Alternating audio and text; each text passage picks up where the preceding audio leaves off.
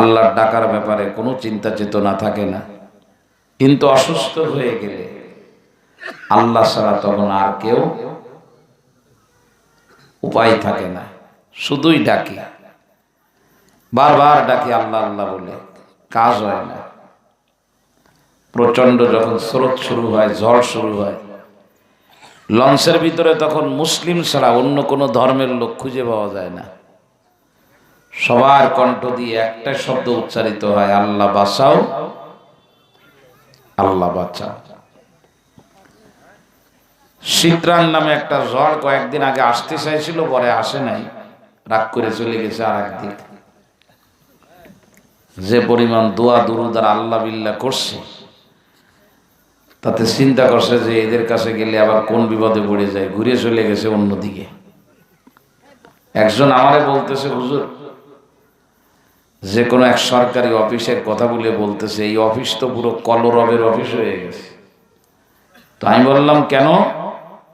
তো লিখে পাঠাইছে যে কারণ হলো শীতরাং আসতেছে, সব নায়ক নায়িকার গান বন্ধ করে দিয়ে খালি কলরবের গজল বাজাচ্ছে। এমন সমস্যায় আমরা পড়ি কিনা বলেন তো? সমস্যায় পড়ে গেলে ডাক দিলে আল্লাহ শোনে না। অনেক সময় আমরা ডাকতে হিম্মত হারা হয়ে যায়। একটা সমস্যা হয়ে গেছে, মোটরসাইকেল নিয়ে সাইকেল নিয়ে দৌড়, সোজা চলে গেছে সাজিয়ারা মাদ্রাসা, গোয়ালখালী মাদ্রাসা, খুলনা দারুল উলুম মাদ্রাসা। যুবক বন্ধু চলে গেছে বড় কোনো আলেমের কাছে, হাঁটু গেড়ে দিয়ে আলেমের সামনে বসে বলতেছে, হুজুর আমি আপনার কাছে আসছিলাম। কি ব্যাপার? আপনাকে তো চিনতেছি না। বলে, হুজুর আমার আব্বা হলো এই মসজিদের বাথরুমের সভাপতি। আমার আব্বা এই মসজিদের জায়গা জমি সব আমার আব্বা দেশে, চাচা এসে পরে অর্ধেক বিক্রি করে দেশে। এই মসজিদের ইমাম সাহেবরা আগে আমরা ভাত খাইতে দিতাম, পরে বন্ধ করে দিছি। এরকম বিভিন্নভাবে নিজের পরিচয় তুলে ধরে। ইমাম সাহেব বলতেছে, তো আপনারা তো চিনতেছি না, আপনি করেন কি? বলে, হুজুর মসজিদের সামনে, ডুমুরিয়া উপজেলা মসজিদের সামনে যেমন মুয়াজ্জিনের চার দোকান আছে, ওইরকম আমার একটা দোকান আছে এই মসজিদের সামনে।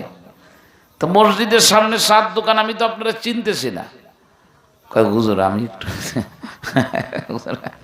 মাদ্রাসায় পড়িনি তো এই জন্য মসজিদে আসি না। আচ্ছা বলেন কি সমস্যা? কয়, হুজুর ওই সমস্যা হলো আসছিলাম আপনার কাছে একটা বিশেষ অনুরোধ নিয়ে। আচ্ছা বলেন তো কি অনুরোধ? কষ্ট হুজুর ওই বলতে লজ্জা লাগতেছে, তারপরেও বলে, আচ্ছা বলেন না, বলেন কি সমস্যা কি? কষ্ট হুজুর আমি বিবাহ করছিলাম, তো আমার বিবি বাবের বাড়ি যে আর আসতে চাচ্ছে না, তা আপনি যদি একটু দোয়া করে দিতেন, আল্লাহ আল্লাহ মানুষ, আল্লাহ যদি ওর গাড়াটা ধরে আমাকে বাড়ি একটু এনে দিত, তাহলে আমার খুব উপকার হইতো। তো এই দোয়া আপনি করতে পারবেন না, আমার করা লাগবে। কয়, হুজুর আপনি করলে ভালো হয়। তা আপনি করেন, আপনারটা আপনি বলেন, আপনারটা আপনি বললে সেটা ভালো হবে না? মনে করেন এই মাওলানা তৌফিক সাহেবের পেট ব্যথা করতেছে, তো উনি আমার ডাকে নিয়ে গেল, দোস্ত একটু ডুমুরিয়ায় চলেন, ডাক্তারের কাছে যাব, আমার একটু পেট ব্যথা করতেছে, আমি ভালো করে কইতে পারি কিনা আপনি কয়ে দিয়েন ডাক্তারে। তো আমি ওনার পেট ব্যথা আমি কিভাবে বলবো? আমি যে বললাম ডাক্তার সাহেব ওই পেটের মধ্যে একটু ব্যথা করতেছিল, তা ডাক্তার জিজ্ঞেস করলো কোন জায়গায়। তো এখন আমার এটা কার কাছ থেকে শোনা লাগবে? কথা বলে না। তা রুগী বললো যে এই জায়গায়, ঠিক এই জায়গাটায়। তাই আমি বললাম যে ডাক্তার সাহেব এই জায়গায় করতেছে। ডাক্তার জিজ্ঞেস করলো কি মানে এরকম ওই খেস খেস করে ব্যথা করতেছে না ছড়ায় সেটাই চতুর্দিক থেকে ক্রিকেটের মতো?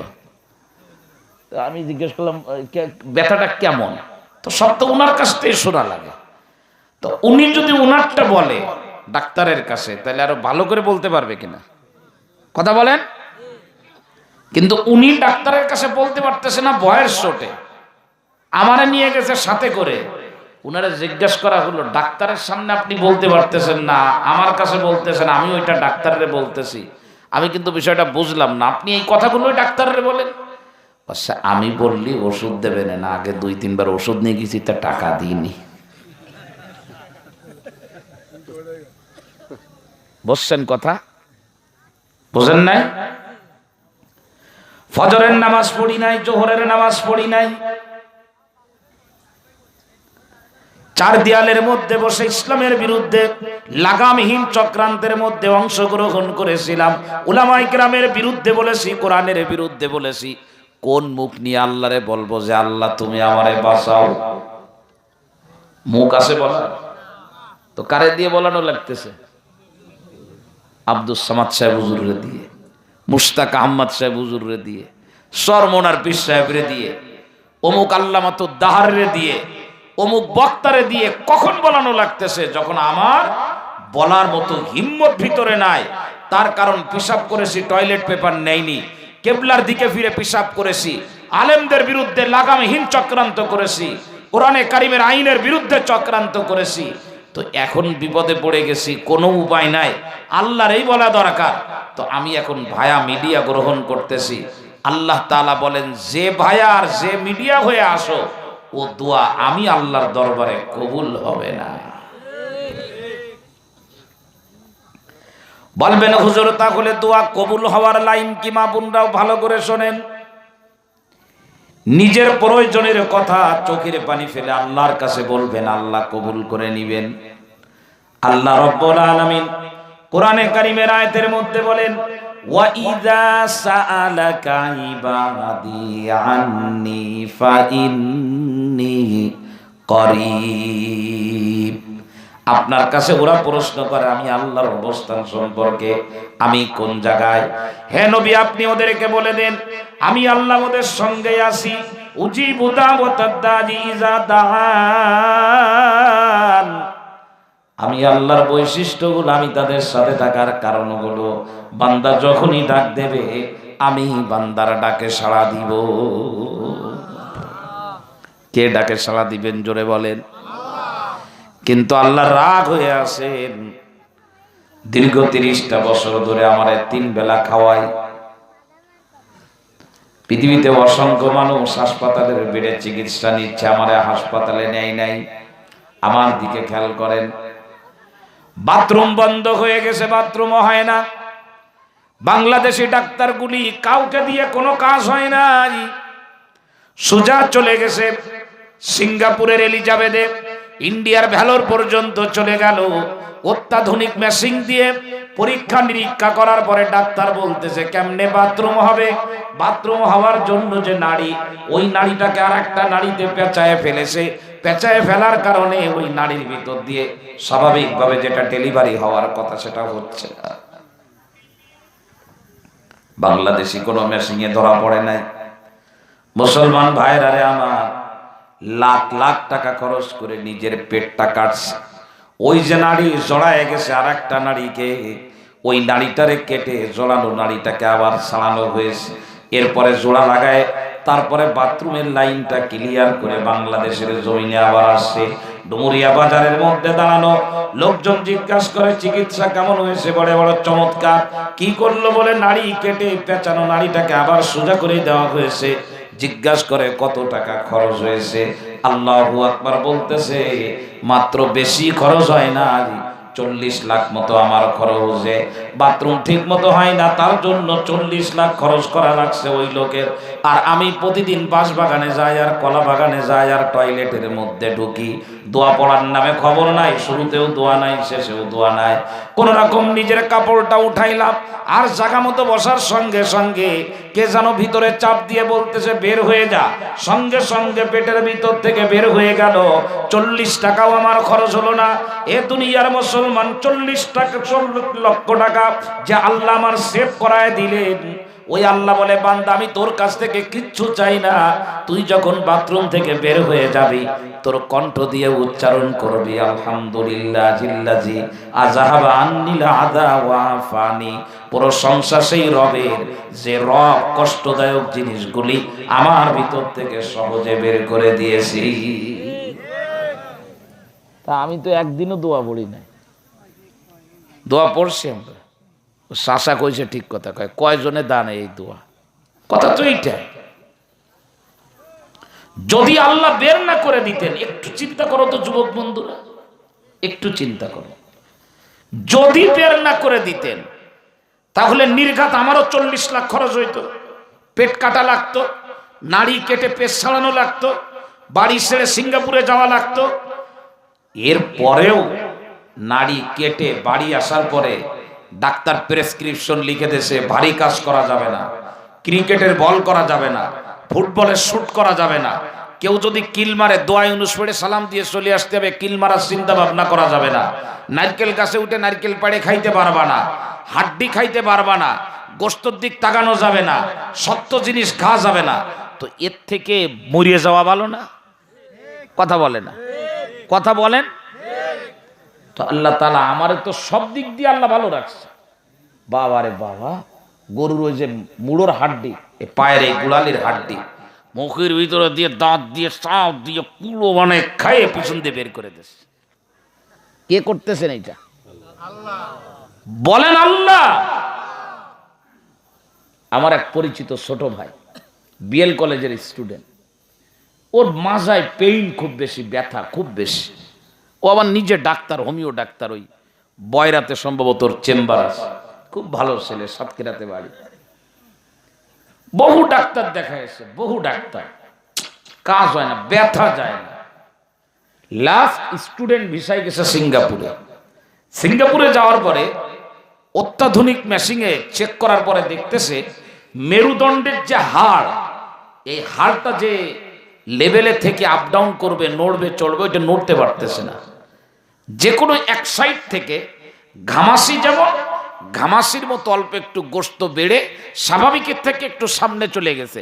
এখন যখন উঠাউঠি করে তো মেরুদণ্ডের হাড় ওই গোস্তের সাথে ঘষা লাগে, লাগলে তখন পেইন ওঠে, ব্যথা ওঠে। এটা বাংলাদেশে কেউ ধরতে পারে না, সিঙ্গাপুর ধরছে। এখন এটা বের করতে হবে। কি করে বের করছে? কম্পিউটারের মাধ্যমে ওই ঠিক হাড়ের পাশে এরকম করে আমরা যেমন কোনো জিনিস সমান করতে গেলে করাত ঘুরায়, ওরকম ঘুরায় ঘুরায় ওই ঘামাসির মতো ওই জিনিসটাকে সমান করে দিয়েছে। এখন আর ব্যথা নেই। তো ভার্সিটিতে আসছে একদিন জুমার দিন, আমি জিজ্ঞেস করলাম, তুমি তো নিজেই ডাক্তার, তো কি করলো কি? বলে ভাই কোনো টেরই পাই নাই, কম্পিউটার দিয়ে করে। কি হয়েছিল বলো? সব কথা আমারে বললো। খরচ হয়েছে কত বলো? বলে খরচ তো অনেক বেশি, কিন্তু স্টুডেন্ট ভিসায় যাওয়ার কারণে আমার 12 লক্ষ টাকা খরচ হয়েছে। এখন আপনি নিজেরা প্রশ্ন করেন যে আমার আল্লাহ আমাকে কত লক্ষ কত কোটি টাকার সম্পদ দিয়ে আমার আল্লাহ আমাকে সুস্থ শরীরে বহাল তবিয়াতে লাফায়ে দাফায়ে বেড়ার সুযোগ আল্লাহ তাআলা দিয়েছেন। আলহামদুলিল্লাহ, বলেন আলহামদুলিল্লাহ। আল্লাহু আকবার, কত সুযোগ দিয়েছেন। মহিলারা আসছে এখানে, অসংখ্য মহিলা নামাজ পড়ে না, পর্দা করে না, সকাল একটারে বিবাহ করে, বৈকাল আর একটারে করে। অনেক মহিলা আছে না এরকম? ডুমুরিয়ায় নাই, বাংলাদেশে তো আছে। বাংলাদেশে আছে কিনা? ইয়া আল্লাহ,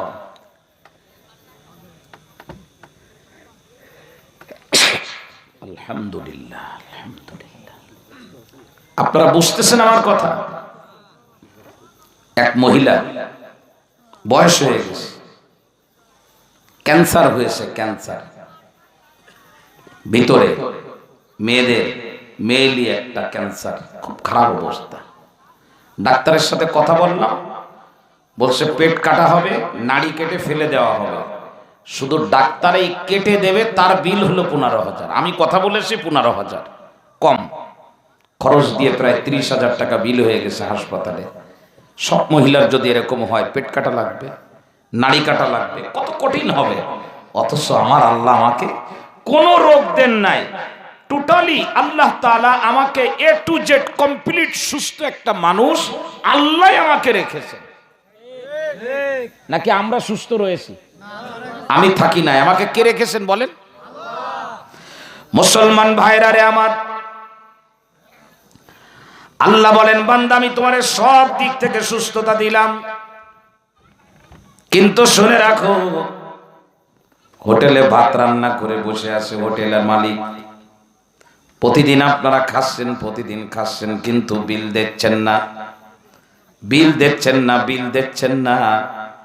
হোটেলের মালিক কি হোটেল চালু রাখবে নাকি হঠাৎ করে বন্ধ করে দিয়ে চলে যাবে? কথা বলেন, কথা বলতে হবে। হোটেল বন্ধ করে দেবে, আপনি আর খাবার পাবেন না। পকেটের ভিতরে টাকা আছে কিন্তু খাবার নাই, খাবেন কোন জায়গা থেকে? ওর পকেটের ভিতরে টাকা আছে, সকালে না খাওয়া, দুপুরে না খাওয়া, রাত্রেও না খাওয়া, খাওয়ারের কোনো ব্যবস্থা নাই। এ মুসলমান পায়ের ভিতরে হাত রেখে বলে, আমার আল্লাহ বলে তোরে 2022 সালে খাওয়ালাম, 21 সালে খাওয়ালাম, 20 সালে তোরে খাওয়ালাম, করোনার মধ্যে তোরে খাওয়ালাম, করোনার পরে তোরে খাওয়ালাম, কিন্তু তুই আমারে মানো না, আমার চাহিদাগুলা ঠিক মতো পূরণ করো না। হঠাৎ করে আমি মিল বন্ধ করে দেব, হোটেল বন্ধ করে দেব, খাবার থাকবে চোখের সামনে কিন্তু খেতে পারবা না, ডাকবা আমারে কিন্তু ডাকো আমি শুনবো না। হোটেলের সাইনবোর্ডের মধ্যে নাম্বার দেওয়া, নাম্বার দিয়ে বলতেছে, ভাইজান আমার নাম হলো আব্দুল কুদ্দুস, আমি আপনার হোটেলের সামনে দাঁড়ানো, গত 2 দিন হলো আমি কিচ্ছু খাইনি, একটু মেহেরবানি করে হোটেলটা খুলে আমারে কয়টা ভাত দেন। ভিতর থেকে জবাব দেবে, দীর্ঘ 3টা বছর ধরে এই জায়গায় দোকানদারি করতেছি, লাভ হওয়া তো দূরের কথা, বাড়ি থেকে 1 বিঘা জায়গা বিক্রি করে আনছি, এই এলাকার লোক বড় খারাপ, ঠিক মতো আমারে বেতন দেয় না, ঠিক মতো খাওয়ার বিল দেয় না, হোটেল বন্ধ করে দিয়েছি, হোটেলের ব্যবসা আর করবো না, হোটেল বন্ধ, এখন শুধু নিজের জন্য খাবার রান্না করব। মুসলমান ভাইরা রে আমার, আল্লাহ বলেন, মায়ের পেট থেকে তোরে দুনিয়ায় পাঠালাম, সুস্থতার মধ্যে কোনো কমতি ছিল না, তোর দেহের ভিতরে শক্তির লাইনে কোনো কমতি ছিল না, মানুষের ভালোবাসা তোর কোনো কমতি ছিল না, তোর নিরাপত্তার লাইনে কোনো ত্রুটি ছিল না, কিন্তু আস্তে আস্তে বড় হয়েছো আর আমারে ভুলে গেছো, আমার নাফরমানি করেছো, আমি বলেছি ডান দিকে যাইতে তুমি বাম দিকে গেছো, আমি তোমারে ডাক দেই তুমি ঠিক মতো ডাক শোনো না। শুনে রাখো, তোমার কোনো শত্রু ছিল না, কিন্তু শত্রু বানাই দিতে আমি আল্লাহর সময় লাগবে না। জন্মের পরে আমার কোনো শত্রু ছিল? কথা বলেন। যে কোলে নিত সেই আমারে কি দিত বলেন না, একটু চুমা দিত, আদর করত।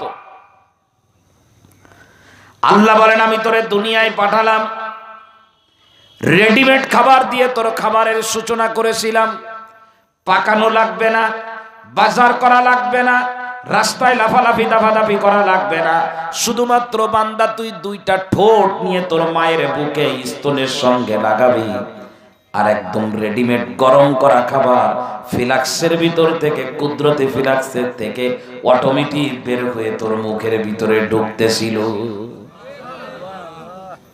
আল্লাহ বলে, এই খাওয়ায় আমি তোরে বুঝাইতে চেয়েছি, এইভাবে আমি তোর জন্য খাবার রেডি করে রাখছি মৃত্যু পর্যন্ত। বান্দা আমারে মানবি তো ঠিক মতো খাবার পাবি, আমারে মানবি তো ঠিক মতো নিরাপত্তা পাবি, আমারে মানবি তো ঠিক মতো সুস্থতা পাবি, আমারে মানবি তো দুনিয়ার মধ্যে তোর যা লাগবে সব তুই পাবি।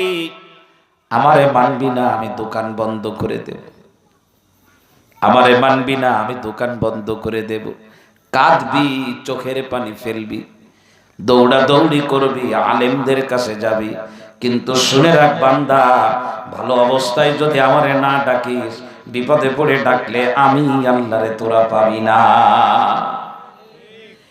এজন্য আমি আপনাদের সামনে হাদিস পড়েছি, হাদিসের সনদ সহিহ তিরমিজি শরীফের হাদিস। সাহাবী হযরত আবু হুরায়রা রাদিয়াল্লাহু তাআলা আনহু বলেন, আল্লাহর নবী জনাবে মুহাম্মদুর রাসূলুল্লাহ সাল্লাল্লাহু আলাইহি ওয়াসাল্লাম বলেছেন, যে ব্যক্তি চায়, যার এই আশা যে আইয়াস্তাজিবাল্লাহু লাহু ইনদাস সাদাদি ওয়াল কারবি, যখন সে বিপদে পড়ে, কঠিন কোন পরিস্থিতির মুখোমুখি হয়, যে ব্যক্তি চায় যে তার দোয়া আল্লাহ পাক কবুল করুক। বিপদে পড়লে তো মানুষ আল্লাহরে ডাকে, গভীর রাত, দূর থেকে আসতেছি, দোকানপাট সব বন্ধ হয়ে গেছে, ওই রাস্তার ভিতরে আবার মোটরসাইকেলের হাওয়া সরে গেল, প্রাইভেটের চাকা নষ্ট হয়ে গেল, অথবা অন্য কোনো বিপদে পড়লাম, মোবাইলের মধ্যেও টাকা নাই যে 999-তে কল দিব, তখন ওই মরুভূমিতে ফাঁকা জায়গায় দাঁড়িয়ে একজনকে আমরা ডাকি, তার নামটা কি? জোরে বলেন, আরো জোরে বলেন, আল্লাহ। হে মুসলমান যুবকেরা, আটলান্টিক মহাসাগরের পানির ভিতর দিয়ে এক জায়গা থেকে আর এক জায়গায় যাচ্ছি। প্রচন্ড রকম এক একটা ঢেউ আসতেছে, লঞ্চের উপর দিয়ে, স্টিমারের উপর দিয়ে, জাহাজের উপর দিয়ে, সিবোর্ডের উপর দিয়ে আসলে পড়তেছে। মনে হচ্ছে এই ঢেউতে মনে হয় আমি শেষ হয়ে যাব। আমি আমার আল্লাহরে তখন ডাকতেছি, কেউ নাই যে তারে ডাক দিয়ে কাছে পাওয়া যাবে। নেটওয়ার্কে কাজ করে না, কোনো কিছুই কাজ করে না। আমার এক আত্মীয় আছে, জাহাজে চাকরি করে, বলে মাঝে মধ্যে এমন জায়গায় যাই মাটিতে পৌঁছাইতে সময় লাগবে আরো 15 থেকে 20 দিন। নেটওয়ার্কের বাহিরে কোনো নেটওয়ার্কে কোনো কাজ করে না। বলে ওই সাগরের মাঝখানে যখন পানির ঢেউ আসতে থাকে, বলে তখন 2 চোখে, 2 কানে আর 2 হাতে আর 2 পায়ের ভিতরে কেবলমাত্র একজনের স্মরণ হয়, তার নামটা হলো আল্লাহ। আমার নবী বলেন, হযরত আবু হুরায়রা বলেন, নবীজি বলেছেন, কেউ যদি চায় যখন সে বিপদে পড়ে যাবে, এমন বিপদ যে বিপদে ডাক্তারে কাজ হয় না, যে বিপদে রাজনৈতিক লিডারে কাজ হয় না, যে বিপদে টাকা দিয়ে কাজ হয় না, যে বিপদের ভিতরে জনগণ দিয়ে কাজ হয় না, যে বিপদ থেকে রক্ষা করার জন্য বাহ্যিকভাবে কেউ থাকে না, সে যদি চায় যে ওই জায়গার ভিতরে ডাক দিয়ে সে আল্লাহরে নিজের কাছে আনবে, সে ডাক দেবে আর আল্লাহ তার ডাক শুনবে। এইটা যদি কেউ চায়, নবী বলেন তার দায়িত্ব হলো ফালইউকসিরিদ দুআ ফির রাখা। তিরমিজি শরীফের সহিহ হাদিস, নবী বলেন তাদের উচিত, যারা এটা চায় যে বিপদে পড়লে তারা যেন আল্লাহরে পায়, তাদের উচিত যখন বিপদ থাকবে না তখন যেন বেশি থেকে বেশি আল্লাহরে ডেকে নেয়। যারা বিপদের আগের মুহূর্তে আল্লাহরে ডাকে, বিপদের সময় তাদের বেশি টাকা লাগে না। আল্লাহ বলে, বান্দা তুই না ডাকলেও আমি হাজির হয়ে যাব। সারা বছর ডাক্তারের সঙ্গে যোগাযোগ, সুস্থ অবস্থায় রাতে ঘুমাইতে গেলে ডাক্তার রে কল দিয়ে বলে, কেমন আছেন, ভালো আছেন? আমের সিজনে আম নিয়ে যায়, ডাবের সিজনে ডাব নিয়ে যায়। সকাল বেলায় ডাক্তার রে বলে অফিসে গেছে, বিকাল বেলায় প্রশ্ন করে বাড়িতে ফিরছেন। সবসময় ডাক্তারের খবর নাই। হঠাৎ করে অসুস্থ হয়ে গেছে, এখন আর মোবাইল করতে পারে না। বলেন তো, ডাক্তার যদি মানুষের মতো মানুষ হয়, ওই লোকটারে পাল্টা খোঁজ করবে কিনা? জোরে বলেন, কথা বলেন কি চাচা? প্রতিদিন আপনি আমারে খোঁজ নেন, হঠাৎ করে আপনি খোঁজ নিচ্ছেন না, তো আমি তখন কি করব? আল্লাহ তো প্রতিদিন খোঁজ নেয়, আজকে তো দেখতেছি না। আমার মসজিদে এক মুরব্বী আছে, চাচা, রেলওয়েতে চাকরি করতেন, একদম আমার পিছনে নামাজ পড়ে। আমাদের নতুন মসজিদ উদ্বোধন হওয়া থেকেই সে আমার পিছনে দাঁড়িয়ে নামাজ পড়ে। বিশ্বাস করেন, এক ওয়াক্ত নামাজে যদি আমি তারে না দেখি, আমার অস্থিরতা বেড়ে যায়। আমি ওনার বাসায় মোবাইল করি, কোথায় গেল চাচা? আমি মানে ধৈর্য ধরতে পারি না, আমার অস্থিরতা চলে আসে। যে লোকটা 5 ওয়াক্ত নামাজ ফজর থেকে শুরু করে এশা পর্যন্ত নামাজ পড়ে, গেল কোথায় সেই লোকটা? আল্লাহ তাআলা কোরআনে কারীমের আয়াতের মধ্যে বলেন, ফাজকুরুনি ফির রাখা। তাফসীরের কিতাবের মধ্যে আসছে, তুমি যখন ভালো থাকবা, যখন তোমার আমার দরকার হয় না, ওই সময় তুমি আমারে বেশি বেশি ডাকবা। তাহলে তুমি যখন বিপদে পড়বা, আমার দরকার হবে, আমি আল্লাহ তোমার কাছে যেয়ে তোমাকে স্মরণ করব। সুবহানাল্লাহ বাড়ি যেয়ে বলেন। তো আমরা আল্লাহরে ডাকি কি সুস্থ অবস্থায়, ভালো অবস্থায় বেশি ডাকি, না খারাপ অবস্থায় বেশি ডাকি? হাসপাতালের বেডে শুয়ে শুয়ে কাতরাইতেছে আর বলতেছে, আল্লাহ আল্লাহ আল্লাহ আল্লাহ আল্লাহ আল্লাহ আল্লাহ, আল্লাহ মাফ করো। কত সুন্দর করে বলে, শুনলে কিন্তু কলিজার ভিতরে ধাক্কা লাগে। কত করুণ কণ্ঠ, ব্যথিত হৃদয় দিয়ে বলতেছে। পাশের থেকে 2 জন বলে, আল্লাহ এত নিষ্ঠুরের ডাকটা কেন শোনে না? আমার আল্লাহ পাক বলে, এ পৃথিবীর মানুষ ভালো করে শুনে রাখো, ফাজকুরুনি ফির রাখা, যখন ভালো থাকবা তখন আমারে বেশি বেশি ডাকবা, যখন বিপদে পড়বা আমি আল্লাহ তোমারে স্মরণ করব। তাই না? কে স্মরণ করবে? হযরত ইউনূস আলাইহিস সালাম আল্লাহরে ডাকতো কি ডাকতো না? জোরে বলেন। সুস্থ অবস্থায়, ভালো অবস্থায় ভরপুর আল্লাহরে ডাকে, রাতেও ডাকে, দিনেও ডাকে। বরং আল্লাহরে ডাকার অপরাধে নিজের বাড়ি থেকে বিতাড়িত হয়েছে, এলাকার থেকে বিতাড়িত হয়েছে। শোনো মুসলমান যুবকেরা, শোনো, এলাকার থেকে বের হয়ে এলাকায় থাকতে পারে না আল্লাহরে ডাকার কারণে। ও যুবক বন্ধু, তোমাদের পায়ের ভিতরে হাত রেখে বলি, রাজনীতি করবা, পড়াশোনা করবা, ব্যবসা করবা, চাকরি করবা, খোদার কসম করে বলি, বিপদে পড়লে তোমার চাকরি তোমারে বাঁচাইতে পারবে না যদি আল্লাহ সাহায্য না করে। রাজনীতি করো, বিপদে পড়লে রাজনীতিও বাঁচাইতে পারবে না যদি আল্লাহ সাহায্য না করে। আল্লাহর সাহায্য নিশ্চিত করতে হলে রাজনীতি করো, কিন্তু আল্লাহর স্মরণ থেকে খবরদার দূরে যাওয়া না। আল্লাহরে সবসময় সবসময় আল্লাহরে ডাকা, সবসময়। আল্লাহ। ইউনূস আলাইহিস সালাম বাড়ি থেকে বের হয়ে গেলেন। কোরআনে কারিমের 23 নম্বর পারা 10 নম্বর পৃষ্ঠা শুরু থেকে এই ঘটনা আসছে। বাড়িতে যে আপনারা যদি সম্ভব হয় তাফসীরের কিতাব থাকে পড়বেন বিস্তারিত। বাড়ি থেকে বের হয়ে যেতে যেতে সামনে এক জায়গার ভিতরে বিশাল বড় এক নদী পড়ছে। এই নদী পার হতে হবে যানবাহনে। আল্লাহ পাক কোরআনে কারীমের আয়াতের মধ্যে বলেন, ওয়া ইন্না ইউনুসা লামিনাল মুরসালিন। ইউনূস আলাইহিস সালাম সম্পর্কে আল্লাহ বলেন, ইউনূস ছিল একজন রাসূল। ইজ আবাকা ইলাল ফুলকিল মাশহুর, যখন এলাকা থেকে বের হয়ে একটা মাল সামানায় পরিপূর্ণ, ভরপুর, একেবারে পরিপূর্ণ একটা যানবাহন নৌকার মধ্যে তিনি উঠেছিলেন। নৌকা চলতেছে পানির ভিতরে, স্টিমার আর জাহাজ আর লঞ্চ চলতেছে পানির ভিতরে। যখন এই পানির যানবাহন নদীর মাঝখানে যখন চলে গেছে, হেলতেছে, দুলতেছে, চতুর্দিক থেকে ঢেউ আসতেছে, আর কেমন জানি যানবাহনটা পানিতে এখনই উল্টে যাবে।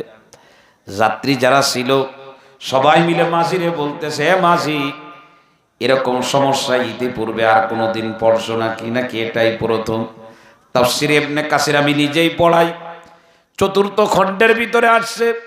মাঝি বলতেছে, মাঝে মধ্যে ঝামেলা হয়।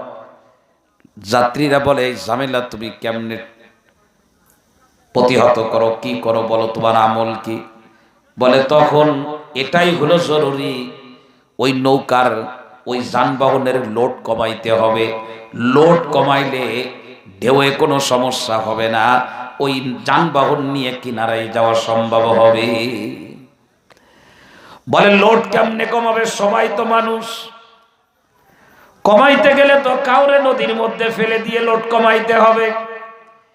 এই জামানায় যেমন গাড়িতে সিট নাই, নামবে কে? বলে হুজুর। কে নামবে? দেখে যে মোল্লা মৌলবী আছে কিনা। সব জায়গায় দুর্বলদেরকে দুর্বল হিসাবেই মজলুম বানানো হয়। একটা ঘটনা বলবো, যদি আপনারা কিছু মনে না নেন, বোঝানোর জন্য বলতেছি। মানে নিচু জায়গায় পানি গড়ায় চলে যায়, একটা বাস্তবতা আমি নিজে উপলব্ধি করেছি, এর মুখোমুখি হয়েছে। হজের সফর অথবা উমরার সফর, যেটাই হোক, মক্কাতে এক হোটেলে থাকতাম। তো এই হোটেলে পাকিস্তানি এবং ইন্ডিয়ান লোকজনও থাকতো। তো স্বাভাবিকভাবে বাংলাদেশিদের তুলনায় ইন্ডিয়ান এবং পাকিস্তানিরা মোটা, লম্বা এবং ওজনে ভার। পাকিস্তানিরা একটু বেশি, তাই না? সেটা যদি আবার পাঞ্জাবি হয় তাহলে তো আর কথা নাই। তো ওইখানে যে হোটেলে থাকতাম, ওই হোটেলের লিফটে লেখা আছে 7 জন লোক উঠবে। কয়জন? এর বেশি লিফট চলবে না, 7 জন। এটা ওয়েট, ওর একটা ধারণ ক্ষমতা আছে। তো একদিন আমি লিফটে ঢুকছি আগে, আর আমার পরে পাকিস্তানি ঢুকছে, ওরা ৩-৪ জন হবে, কিন্তু সব বড় বড় বাঁকা বাঁকা। এখন লিফট আর যাচ্ছে না, ওই লাল সিগন্যাল লাইট জ্বলে রয়েছে। তো একজন নামতে হবে, ১-২ জন নেমে হালকা করতে হবে। ওরা তো সব এক পাকিস্তানিরা, আমি একা। আমারে বলতেছে তুম উতার যাও। বললাম যে আমি নেমে যাবো কেন, আমি তো আগে উঠছি। কয় না তুম উতারা যাও। বললাম আমি তো আগে উঠছি, मैं तो पहले आया। কয় না। তো যখন আমি নামতেছি না, তা আমারে কষে কে ডুবার বলে, কিন্তু মানে আমি তোর বগলের নিচ দিয়ে যাই আর আসি। তখন আমি মনে মনে বললাম যে ৭১ সালের যুদ্ধ আসলে এমনি হয় না, এই কারণেই হয়েছে। আমি উঠছি আগে, আমারে দুর্বল দেখে আমার আগে নামায় দিয়েছে। তো নেমে গেলাম, আর কি করবো। ওরা ৪ জনে মিলে যদি আমারে মারে, তাইলে মোটামুটি মালাকুল মউত লাগবে না। এখন নৌকা একটু লোড কমাইতে হবে, কিন্তু ফেলাবে কারে? মাঝ নদীতে। কেউ কি পড়তে চায়? ফাসাহামা ফাকানা মিনাল মুদাহাদিন, কোরআন শরীফের আয়াত। লটারি করলো, লটারিতে যার নাম আসবে সে নৌকার থেকে পানিতে ঝাঁপ দেবে। আল্লাহ রাব্বুল আলামিন বলেন, হযরত ইউনূস আলাইহিস সালাম লটারিতে অংশগ্রহণ করলেন, অংশগ্রহণ করে হেরে গেলেন। তাফসীরে ইবনে কাসিরের মধ্যে আসছে ৩ বার লটারি করছে, ৩ বার ইউনূসের নাম আসছে। কিন্তু সুন্দর চেহারা, চেহারা দেখলে কারোরই মন চাইতেছে না এই লোকটারে পানিতে ফেলায় দি। ও মুসলমান, এই জমিনের সবার সঙ্গে ভালো ব্যবহার করো, আলেমদের সঙ্গে দুর্ব্যবহার করো, কপাল পুড়তে সময় লাগবে না। হাফেজে কোরআনের সঙ্গে দুর্ব্যবহার করো, তোমার কি দয়া হয় না? ওর ঠোঁটের দিকে তাকাও আর নিজেকে নিজে প্রশ্ন করো, তোমারও ঠোঁট ওরও ঠোঁট, তোমার ঠোঁটের ভিতর দিয়ে গান বাজনা বের হয়, তোমার ঠোঁটের ভিতর দিয়ে কি বের হয়? আর ছোট্ট মাসুম বাচ্চা মাদ্রাসায় পড়ে, ওর ওই 2 ঠোঁটের মাঝখান দিয়ে কোরআনে পাকের তেলাওয়াত বের হয়। তোমার উচিত তাকে আদর যত্ন করা। কার সাথে দুর্ব্যবহার করো? নৌকার কেউ চাচ্ছে না যে 3 বার করছে, 3 বারই উনার নাম আসছে। তাফসীর ইবনে কাসিরের মধ্যে আসছে 3 বার যখন নাম আসছে, হযরত ইউনূস আলাইহিস সালাম পরনের কাপড় খুললেন, শরীরের মধ্যে অতিরিক্ত কাপড়গুলো সব খুলে ফেললেন। এখন লাফ দেবেন, পানির ভিতরে লাফ দিলেন। বলে আমি দুনিয়া থেকে বিদায় হয়ে যাই, কিন্তু মানুষ যেন নিষ্কৃতি পায়, কিছু মানুষ যেন জিতে যায়, তারা জীবনে যেন বেঁচে যায়। এ চিন্তা তো ভালো মানুষ ছাড়া আর কেউ করে না। নৌকার ভিতর থেকে, যানবাহন থেকে যখন লাফ দিয়েছে, লাফ দিয়ে পানিতে পড়তে তো ঘন্টা ঘন্টা সময় লাগবে না। আমার আল্লাহ পাক বলেন, মানুষের কথা চিন্তা করে নিয়ম মেনে যে পানিতে লাফ দেয়, আমি আল্লাহ তার গায়ে পানি লাগাইতে পারি না। এজন্য সাগরের এক বড় মাছরে বলে, দ্রুত চলে যাও, তোমার মুখটাকে তুমি উঁচু করে দিয়ে খুলে দিবা, খবরদার আমার নবী ইউনূসের দেহে যেন পানি না লাগে। মাছ মুখ বড় করে দিল। হযরত ইউনূস আলাইহিস সালাম লাফ দিয়ে মাছের বুকের মধ্যে পড়ছে, কেমন যেন সুরুত খাওয়ার মতো মাছের পেটের ভিতরে চলে গেছে। আল্লাহ রাব্বুল আলামিন সঙ্গে সঙ্গে ওই মাছরে জানাই দিল, হে মাছ, আমি কিন্তু তোর এইটা খাবার হিসাবে দেইনি, খবরদার হাড্ডি ভাঙতে পারবি না, ইউনূসের শরীরে কোনো আঘাত করতে পারবে না। আমি পরবর্তী নির্দেশ দেওয়ার আগ পর্যন্ত নিরাপত্তার সাথে সিকিউরিটির সঙ্গে সুন্দরভাবে রাখবি। মাছ পড়ে গেছে, এক বিপদে খাইতে দেয় নাই, ভাঙা যাবে না, আঘাত করা যাবে না, হাড্ডিতে কোনো ধরনের চোট লাগানো যাবে না। মাছ সাগরের তলদেশে চলে গেল, স্থিরভাবে দাঁড়ায় আছে, নড়াচড়া করে না, করলে আবার কোন বিপদে পড়ে যাবে। আল্লাহ রাব্বুল আলামিনের নবী ইউনূস এখন মাছের পেটের ভিতরে। কোন জায়গায়? বর্ণনা কোথায় আছে? কোরআনে কারীমের আয়াতের মধ্যে আছে। আবার কেউ বলতে পারে, হুজুরের ঘটনা কোন জায়গায় পাইলেন? কোরআনে কারীমের সূরাতুস সাফফাত 23 নম্বর পারা 10 নম্বর পৃষ্ঠা, আপনারা বাড়িতে যেয়ে খুলবেন, তরজমা কোরআন শরীফ থাকলে নিজেরাই পেয়ে যাবেন। ফালতাকামাহুল হুত ওয়া হুয়া মুলিম। মাছের পেটের ভিতরে ধীরে স্থির ভাবে মাছ এখন সাগরের তলদেশ। 3 দিন 7 দিন 20 দিন অতিবাহিত হয়ে গেছে, মাছের পেটের ভিতরে আছে এক অবস্থা। তাফসিরে ইবনে কাসিরের ভিতরে লাল কালি দিয়ে এই কথাগুলো লেখা। হযরতে ইউনূস আলাইহিস সালাম মাছের পেটের ভিতরে অসাড় অবস্থায় পড়ে আছে, চিন্তা করতেছে আমি কি মরে গেছি না বেঁচে আছি। জিজ্ঞাসা করবে কাকে? জিজ্ঞাসা করার তো কোনো লোক নাই। এর জন্য নিজে মরে আছে না বেঁচে আছে নিজেই পরীক্ষা করতেছে। নিজেরটা নিজেই যে মরে গেছে না বেঁচে আছে। অনেকে কিন্তু এরকম হয়। পিরোজপুরের নাজিরপুর থেকে একদিন ফজরের পর একজন কল করছে, কল করে বলতেছে হুজুর আমাকে মসজিদে দোয়া হলো আপনি নাকি মরে গেছেন। তাই বললাম কেমন দোয়া হলো আমি মরে গেছি? আমি কথা বলতেছি। কয় না হুজুর আপনি সত্যি করে বলেন আপনি কি বেঁচে আছেন? কথা কার সাথে বলতেছে? কথা বলে না। মহব্বতের কারণে কে না কে মারা গেছে মনে করছে আমিই মারা গেছি। মসজিদে দোয়াও হয়েছে, সূরা ফাতিহা ইখলাস পড়ে আব্দুল কুদ্দুস সাহেব মারা গেছে। তো ওর বিশ্বাস হচ্ছে না। কচ্ছে হুজুর আপনি সত্যি করে বলেন আপনি কি মরে গেছেন? ইউনূস আলাইহিস সালাম চিন্তা করতেছে আমি কি মরে গেছি না বেঁচে আছি। তো জিজ্ঞাসা করবে কাকে? মোবাইল করার তো জায়গা নাই। তো তাফসিরে ইবনে কাসিরের মধ্যে আসছে হাররাকা রাসাহু, প্রথমে নিজের মাথাটা নাড়া দিয়ে দেখছে যে নড়ে কিনা, দেখে মাথা নড়ে। এরপরে আঙ্গুলের মাথাগুলা নাড়াইছে যে নড়ে কিনা, দেখে এইটাও নড়ে। তো বলতেছে তাহলে তো আমি মরিনি, আমি বেঁচে আছি। তো আমি যখন বেঁচে আছি তাহলে আমি আগে যে কাজ করতাম সেই কাজ এই কয়দিন করি না কেন? আমি তো আল্লাহরে ডাকতাম, আমি তো আল্লাহর ইবাদত করতাম, তো এই কয়দিন তো আমার আল্লাহর ডাকা বাদ গেছে। তো সাথে সাথে মাছের পেটের ভিতরে উঠে দাঁড়ায় গেছে। কয় হুজুর মাছের পেটের মধ্যে কি দাঁড়ানো যায়?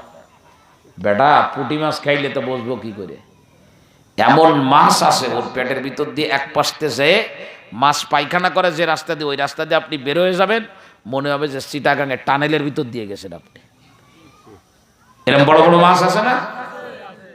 কোন জায়গায় আছে? এক সময় আমাদের গ্রাম অঞ্চলেও ছিল। গ্রাম অঞ্চল বাবা এক সময় গ্রাম অঞ্চলে বড় বড় মাছ পাওয়া যাইতো।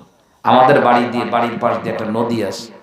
আব্বা জাল ফেলাইতো, স্কুল থেকে যে আমরা খারই নিয়ে যাইতাম। আপনারা কি বলেন?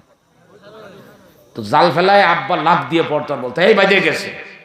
ডুব দিয়ে পানির নিচে যে চতুর্দিকে চাপ দিয়ে আসতো। কিছুক্ষণ পরে এক বোয়াল মাছ ধরে নিয়ে আসতো। বোয়াল মাছ বলে মনে হয় লম্বা, মুখ বড়, হা করলে মনে হইতো যে মনে হয় টানেল, মনে হয় বঙ্গবন্ধু টানেলের মতো। সেই মাছ কিন্তু এখন আর নাই। আছে বাড়ির ছোট্ট একটা পুষ্কুনি, পানিগুলো যদি উঠাই ফেলাতেন কই মাছটা যা হইতো তাতে 3 জন জামাই বিদায় করার পরেও আরো 2 মেয়ে বিয়ে দেওয়া যেত, ঠিক না?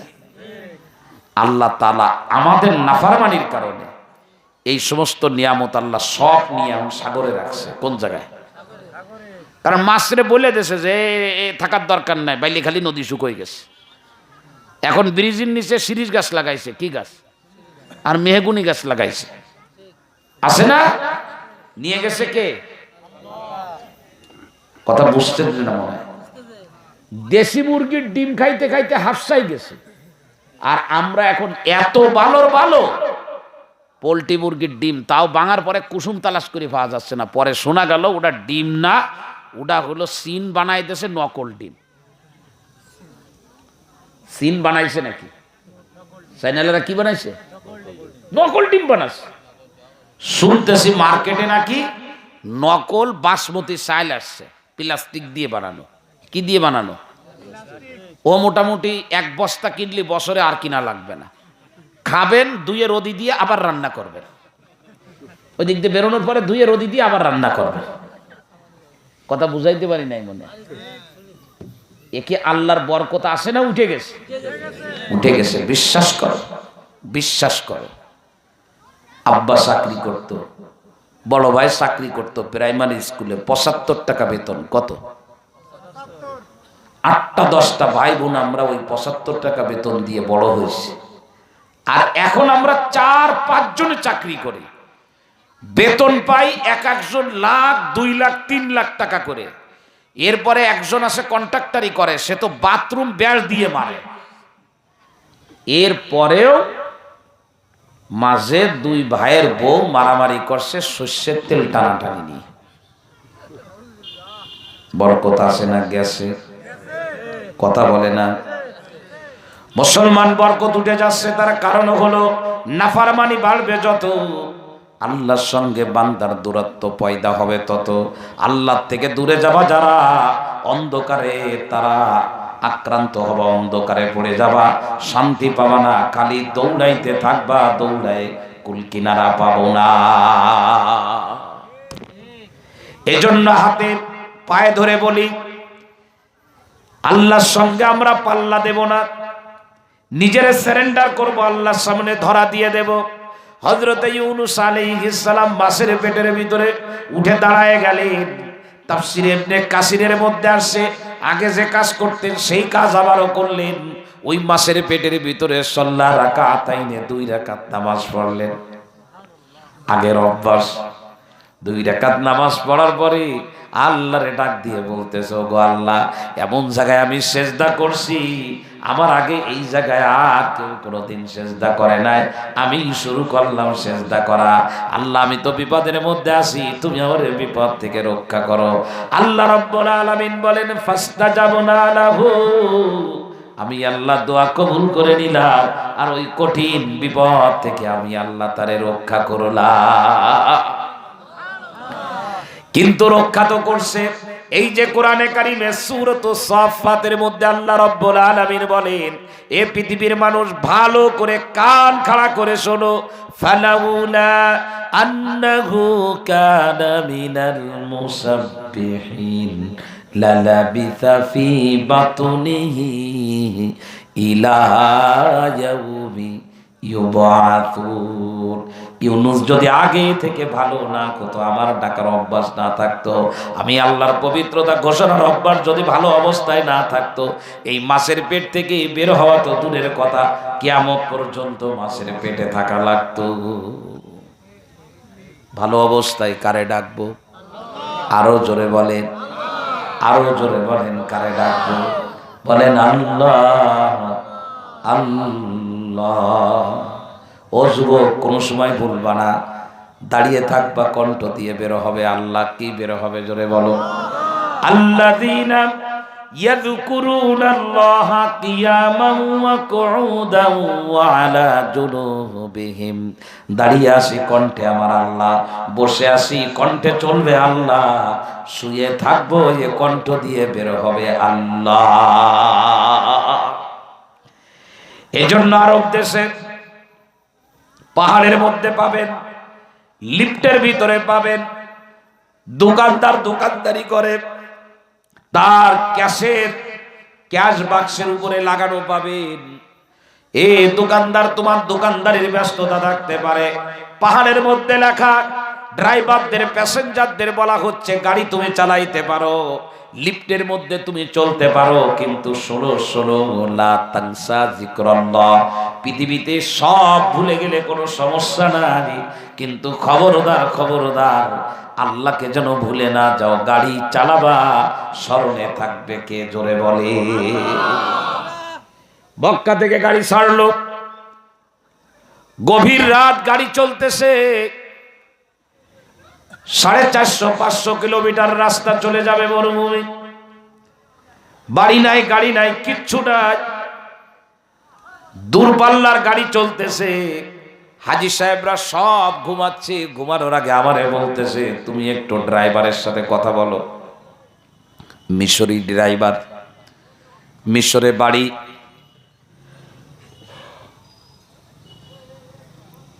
আরব দেশে থাকে। মিশরি ড্রাইভার, লম্বা চওড়া, কিন্তু খুব ভালো মানুষ, মনটা পরিষ্কার। পাশে বসে বসে মাঝে মধ্যে কথা বলতেছি আর বলতেছি, ইয়া সাদিক আইনা দারুকা, বাড়ি কোন জায়গায়, কাম ওয়ালাদুক, সন্তান কয়জন, কাম জাওজাতুক, বিবি কয়জন, ইত্যাদি ইত্যাদি প্রশ্ন করতেছে। মিশরের ড্রাইভার আমারে বলতেছে, একটু চুপ থাকলে ভালো হবে। তার কারণ হলো আমি কালামে পাকের তেলাওয়াত শুনতেছি। মুসলমান জিন্দেগি যদি সফল করতে চায়, বিপদ কিন্তু আসতেই পারে। আমরা কেউ কিন্তু বিপদের ঊর্ধ্বে না। রাত আর দিন 24 ঘন্টা, 24 ঘন্টা যেমন দিন না, বরং অর্ধেক রাত অর্ধেক হলো দিন। আমার জীবনের সঙ্গে যেমন সুস্থতা মিলে আসে, অসুস্থতা যে কোনো সময় আসতে পারে। আমার সংসারে প্রাচুর্যতা যেমন আসে, যে কোনো সময় অভাব করান আনতে পারে। আমার সন্তানগুলো ঠিক মতো চলতেছে, যে কোনো সময় উল্টো পাল্টা করতে পারে। যখনই উল্টা পাল্টা করবে, যখনই অসুবিধা হবে, তখন আল্লাহরে ডাকা ছাড়া আর কোনো উপায় থাকবে না। আমার আল্লাহর নবী বলেন, হে আমার উম্মতেরা শোনো, ওই বিপদে পড়ে আল্লাহরে ডাক দিবার, আল্লাহরে পাবা। এইটা যদি তোমরা চাও, তাহলে তোমাদের দায়িত্ব হলো, যখন তোমাদের কোনো অসুবিধা নাই, পকেট ভরা টাকা আছে, পাত্র ভরা খাবার আছে, নিরাপত্তার কোনো অভাব নাই, ওই সময় তোমরা আল্লাহরে বেশি বেশি ডাকবা। তাহলে বিপদে যখন পড়বা, ডাকা লাগবে না, ওই আল্লাহ তোমাকে স্মরণ করবে। আমরা আল্লাহরে ডাকবো তো ইনশাল্লাহ? সবাই ডাকবেন তো ইনশাল্লাহ? খুব ডাকবেন, খুব। স্টুডেন্ট যারা আছেন তারাও ডাকবেন। গতকালকে এইচএসসি পড়ে এক ছেলে নড়াইলে, প্রত্যন্ত অঞ্চল, মাহফিলের পরে হাউমাউ করে কাঁদতেছে, দোয়ার ভিতরে, দোয়ার পরেও কাঁদতেছে। আমি মনে করছি যে মাদ্রাসার ছাত্র বা আলেম হবে। বলে আমি নড়াইল ভিক্টোরিয়া কলেজের স্টুডেন্ট, এইচএসসি পরীক্ষার্থীর সামনে চোখের পানি ফেলে কাঁদতেছে। ও তো সফল মোমেন। আমার আল্লাহ ওকে চায়, ওকে দেখতে চায়। আমরা লাইনচ্যুত হব না, আল্লাহর ওয়াস্তে লাইনচ্যুত হব না। আমরা আল্লাহরে খুব ডাকা ডাকবো, খুব ডাকা ডাকবো। আল্লাহরে যদি আপনি ডাকতে পারেন, ওই আল্লাহ আপনার বিপদের সময় আপনার সামনে এমন এক শক্তি নিয়ে দেখা দিবে, পৃথিবীর সকল শক্তিগুলা মুহূর্তের মধ্যে ধূলিসাৎ হয়ে যাবে। আমি আপনাদেরকে শোনাইছি, হয়তো আপনাদের অনেকের মনে আছে, এক যুবক, সে আল্লাহর প্রেমে পড়ে গেছিল। আল্লাহর প্রেমে পড়ে গেছে যুবক। হাদিস সহি, আল্লাহু আকবার। হযরতে সোহাইব রাদিয়াল্লাহু তাআলা আনহু থেকে বর্ণিত। অনেক লম্বা হাদিস, অনেক লম্বা হাদিস। বুখারী মুসলিম শরীফের মধ্যে আসছে। আল্লাহু আকবার। এই যে আমার কাছেই আছে, আমি একটু দেখে বলবো। হাদিসের কিতাবের রেফারেন্সটা মুসলিম শরীফের মধ্যে আসছে। সোহাইব রাদিয়াল্লাহু তাআলা আনহু, আল্লাহর প্রেমে পড়ে যাওয়া যুবকের ঘটনা, লম্বা হাদিস নবীজির থেকে বর্ণনা করেছেন, মুসলিম শরীফের হাদিস। সোহাইব রাদিয়াল্লাহু তাআলা আনহু বলেন, আল্লাহর প্রেমে পড়ে, আল্লাহর প্রেমে পাগল হওয়ার কারণে এই যুবককে তদানীন্তন কালের বাদশাহ পৃথিবীর মানচিত্র থেকে বিদায় করে দিতে চেয়েছিল। যে এই যুবক যদি বেঁচে থাকে, তার বাদশাহ মনে করেছে যে বাদশার জন্য এটা হুমকি, এজন্য এই যুবকরে রাখা যাবে না, এর মেরেই ফেলতে হবে। তো যুবকরে কেমনে মারবে? হাদিসের ভিতরে লম্বা ঘটনা। বাদশাহ তার বাহিনীর কাছে এই যুবকরে সফরদ করলো, বলল এরে নিয়ে যাও, এরে নিয়ে পাহাড়ের চূড়ায় উঠবা, পাহাড়ের চূড়ায় উঠে এরে বলবা যে তোর এইখান থেকে ফেলে দেব, যদি তুই তোর রবরে না ভুলিস, আল্লাহর প্রেম থেকে যদি না ফেরো, এই পাহাড়ের চূড়া থেকে তোরে ফেলে দেব। বাদশার হুকুম অনুযায়ী বাদশার বাহিনী যুবকরে নিয়ে পাহাড়ের চূড়ায় উঠছে। বলেন তো, পাহাড়ের চূড়ায় গেলে আল্লাহর কাছে গেছে না দূরে গেছে? আর আজিমের তো কাছে গেছে না। যুবক রেডিও যখন একেবারে পাহাড়ের চূড়ায় উঠল, যুবক পাহাড়ের চূড়ায় দাঁড়িয়ে যে রবের প্রেমে পড়ার কারণে দুনিয়া থেকে তার বিদায় হতে হচ্ছে, সেই রবরে ডাক দিয়ে বলে, ও রব, এরা আমারে মারবে, এরা আমারে মারার জন্য এই জায়গায় আনছে। আমি এদের সাথে হাতাহাতি করতে চাই না, আমি হাতাহাতি করলে একা এদের সাথে পারবো না। ও রব, এদের মোকাবেলায় তুমি আমার জন্য যথেষ্ট হয়ে যা। মুসলিম শরীফের হাদিস, কোন কিচ্ছা না। ঢুকান, তেলের ভিতরে ঢুকান, মারতে পারবে না যদি আমার আল্লাহ না মারে।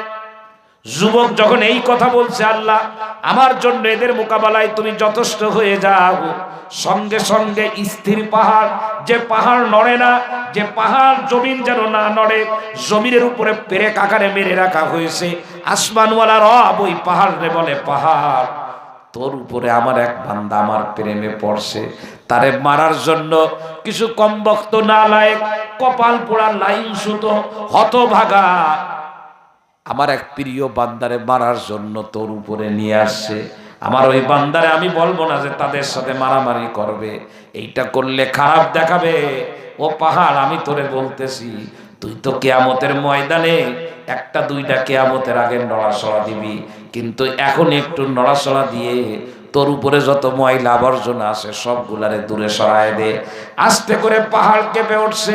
যুবক তো পাহাড়ের চূড়ায় স্থিরভাবে দাঁড়ানো, কিন্তু আর যেগুলা গেছে যুবকরে মারার জন্য, এমন জোরে পাহাড়ের ভিতরে ধাক্কা লাগছে, একজনও দাঁড়াইতে পারে নাই। খোসা সহ আলু ভর্তা হয়ে গেছি। কি সহ?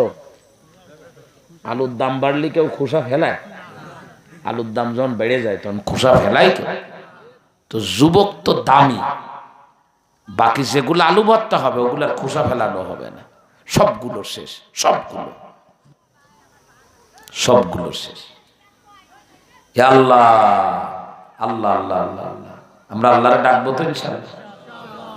মাঝে মধ্যে মাগরিবের নামাজের পরে যুবক বন্ধু দিল দিয়ে তোমাদের কথাগুলা বলি, মাগরিবের নামাজের পরে মুয়াজ্জিন সাহেব লাইট অফ করে দিয়েছে, মসজিদের সব জানালা বন্ধ, দরজা বন্ধ করে দিয়েছে। মসজিদের ভিতরে থাকার সুযোগ হইলে এক কর্নারে বসবা, যদি সুযোগ না হয় মসজিদের বারান্দায় এক কর্নারে বসবা, নীরব নিস্তব্ধ। মোবাইল আগেই বন্ধ করে নাও, ডাইনে বামে তাকাবা না, চোখ দুইটা বন্ধ করবা, নিচের দিকে নজর বন্ধ করে এবার আটলান্টিক মহাসাগরের মাঝখানে মনে করো তুমি পড়ে গেছো, অথবা জ্বলন্ত আগুনের মধ্যে ইব্রাহিমের মতো তোমাকে নিক্ষেপ করা হয়েছে। ডাইনে বামে কোনো তাকানোর দরকার নাই, নিচের দিকে জবানটা করে শায়েখ আব্দুল হাফিজ মাক্কি রহমাতুল্লাহ আলাইহি ভবানীপুর মাদ্রাসার মাহফিলে বলেছিলেন, এমন ভাবে তুমি ডাকো আর কোনো উপায় নাই, আল্লাহ তুমি ছাড়া, বলো আল্লাহ। সুন্দর করে ডাকো আর বলো আল্লাহ। একবার একবার না, একবার না, 100 বার ডাকো। প্রতিদিন মাগরিবের পরে রাতের এই শুরু অংশে যদি আল্লাহরে 100 বার করে ডাকতে পারো রে বন্ধু, বিপদে পড়বা যখন একবারও ডাকা লাগবে না, বিপদ হবে যেমন আল্লাহর অবস্থানটা হবে তেমন। তো যুবক পাহাড়ের উপরে দাঁড়ানো, সবগুলো আলুবত্ত হয়ে গেছে। যুবক পাহাড় থেকে নেমে সুজা বাদশার দরবারে চলে আসছে। বাদশা দেখে বলতেছে, কি ব্যাপার, তুমি কোত্থেকে আসলে? তোমাকে যারা নিয়ে গেছিল তারা কই? কয় সব শেষ। কিভাবে শেষ হলো? কয় পাহাড় নড়াচড়া দেশে সবাই পড়ে গেছে, আমি একা উপরে টিকেছিলাম, আমার আল্লাহ আমারে টিকায় রাখছে।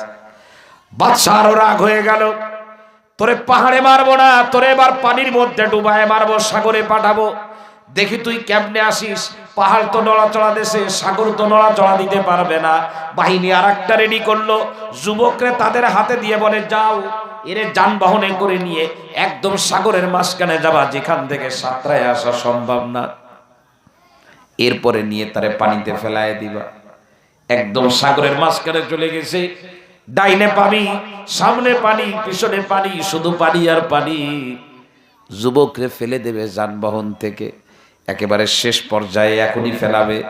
যুবক তখন আল্লাহরে বলতেছ, আল্লাহ আমার জন্য এদের মোকাবেলায় তুমি যথেষ্ট হয়ে যাও। আস্তে করে শান্ত সাগর অশান্ত হয়ে গেছে, এমন এক ধাক্কা আসছে, নৌকা নড়ে উঠছে, মাঝি ছাড়া সব কয়জন পড়ে গেছে। যুবক হলো মাঝি, মাঝি এখন যুবক নৌকার মধ্যে আসে, সবাই পড়ে গেছে। হ্যাঁ, পড়ে সব কয়টা পানিতে শেষ।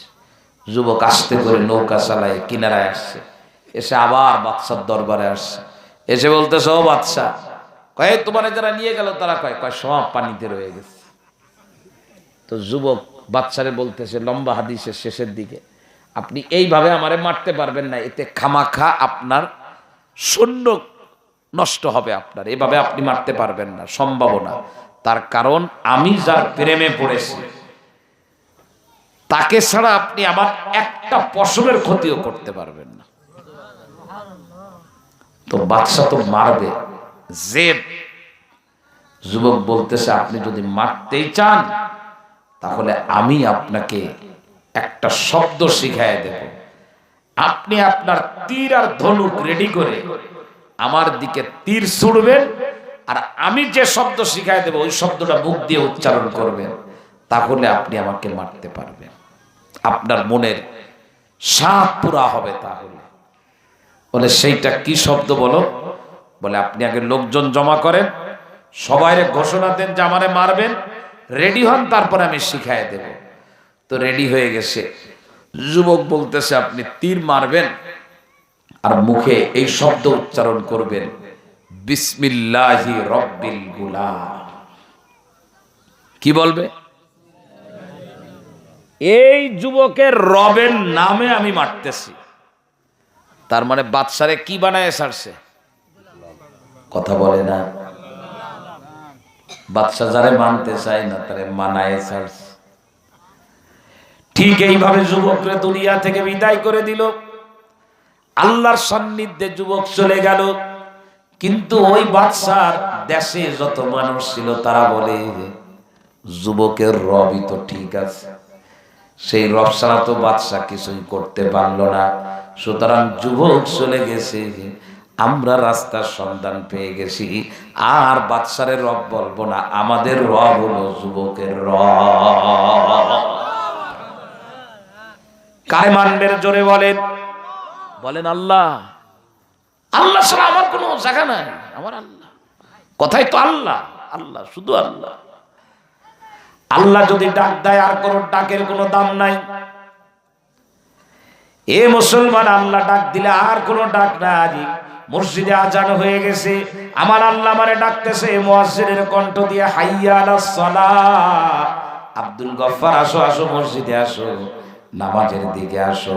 আব্দুল জব্বার মসজিদে আসো, আব্দুল খালেক মসজিদে আসো, আব্দুল কুদ্দুস মসজিদে আসো, এ আব্দুল মালিক মসজিদে আসো।